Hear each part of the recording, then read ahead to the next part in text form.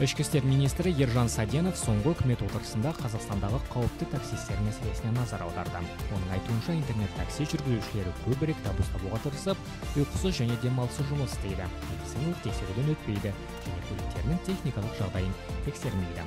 Бұл әсіресе демалыс маусымында және мерекелерде таксиге сұраныс жоғары болған кезде адамдардың өмірі мен денсаулығына елеулі қауіп төндіреді. Саденовтың айтуынша, мұндай жүргізушілерді анықтап, жауапкершілікке тарту қиын, себебі интернет агрегаторлардың рөлі тек тапсырыстарды бөлумен шектеледі. Алайда 2025 жылдан бастап интернет агрегаторларға тасымалдау талаптарының сақталуын бақылау жүктелетін болады. Бұл бақылауға цифрлық даму министрлігі, еңбек және халықты әлеуметтік қорғау министрлігі, көлік министрлігі және әкімдіктер қатысады.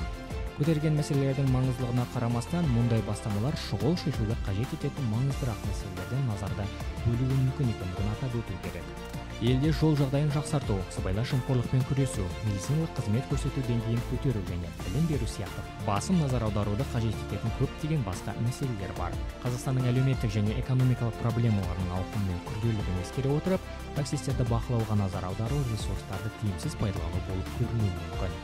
Бұдан басқа мемлекеттің такси саласына араласуы реттеуші органдардың нарықтық үдерістерге араласқан кезде жиі болатын жағымсыз салдарға әкелуі мүмкін.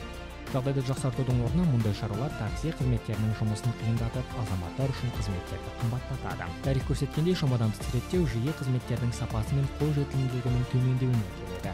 Сондықтан абай болу және проблемаларды шешудің тиімдірек жолдарын қарастыру маңызды. Назарларыңызға рахмет. Өзекті жаңалықтар мен пікірлерден хабардар болу үшін бізбен бірге болыңыздар.